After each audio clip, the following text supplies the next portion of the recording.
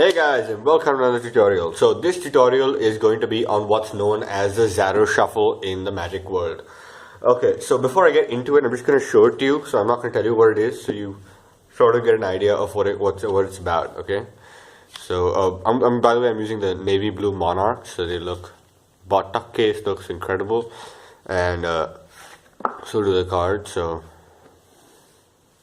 look pretty good, huh? Look at the Ace of Spades. Look at that. Back, front, looks pretty good. All the picture cards have gold foil on them. And anyway, so let's just get rid of the two jokers. So as you can see, we don't need these right now. The entire deck is in new deck order, right? So the way the Zarro Shuffle works is like this, actually.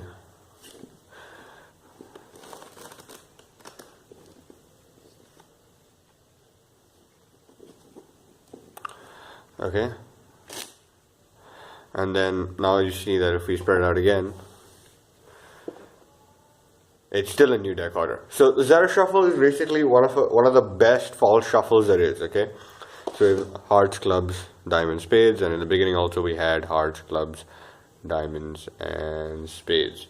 So okay, so that's the performance. So Zarro Shuffle is very useful if you're in a situation where we have a massive setup. So the setup where you set up all the cards. So if all the cards are in a certain arrangement, then what you do is you can use the Zarro Shuffle to convince spectators that you've shuffled the deck. Okay. So another thing this is useful for is in routines. So for example, if you're doing a non-verbal routine where it's just you performing different kinds of magic, it really helps over there, because in those situations the spectator can't really stop you because there is no spectator. So you're doing a non-verbal routine, so you can do whatever you like and the spectator has no choice but to believe you. Okay, so now let's get into this. Okay, so for this, the principle itself is very simple. Now this might not seem like it's gonna work, but if you look back to the performance that I gave, you might be able to tell a little bit, because my Zarro Shuffle is not so good, because this is a more difficult move. You can keep improving on it no matter how long. You can spend 5 years on it and you can still improve on it every time you do it. So you might be able to tell a little bit, but I'm pretty sure it looks decently smooth. Okay, so the way a Zarro Shuffle works is it's composed of three parts. Sorry, the shuffle, the cut, the shuffle, and the end. Okay, so in the beginning you're going to do what's known as a slip cut. Okay, so a slip cut is when you take the deck and you pull off the top card and a bit of the bottom. Okay, so that's a slip cut. So like this, it looks kind of like this. That's a slip cut. Okay, now you want to try and make a slip cut a little even. Mine is not so even. It's a little difficult to get an even slip cut. So what you do is you just pull it off like that. Yeah. Okay, and then you just look at the angle of the cards just like this. Now what you're gonna do is you're gonna do a regular shuffle, the regular table riffle shuffle. So it's just you lift it off and you start shuffling. But you want to make sure that you end with this one on top. Okay, so you make sure you end with, so in my case it's the Ace of Hearts on top. Okay, then what you do is you push it out so to cover the cards, and you just open the deck. What the spectator can't see at this point, and I know you can right now, but that's because it's happening very slowly, can't see at this point, is you've actually separated the packets. The packets are actually separated. And this is the second part, so that's a shuffle. And the end is pretty simple. All you need to do is lift and put this packet on top. Okay, so I'm going to show you that again so you guys can see that.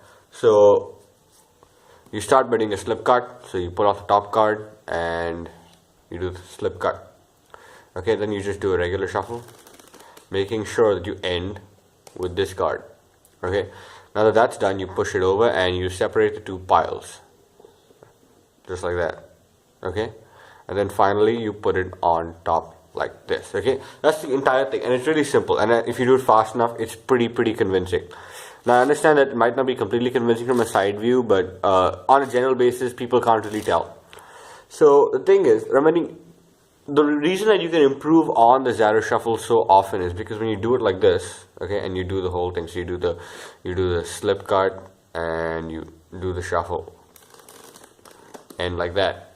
Okay, the reason that you can keep improving on it is because of the finisher. So it depends how you put the cards back in. So if you put them like this, it's kind of obvious that we're just doing that. So you want to try and make it a little messy, and then you want to just try and square the whole thing up with your hands, because when you generally do a shuffle, that's what it looks like, right?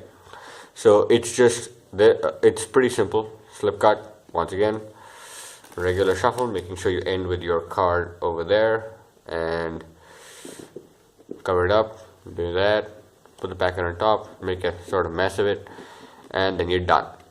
And you can still see that at this point, all the cards are still in order. Hope you enjoyed that. Thanks for watching. Do comment below what you think of this channel, any added things that you think need to be done. Should I change the intro? Should I change the method of teaching? The camera, the angle, the microphone, anything, just go ahead and mention it. If you don't like the music that comes with the channel, mention that. Why you don't like the music. If you have any suggestions for what the music could be, please go ahead. I would greatly appreciate it. Thanks for watching. Hope you liked it.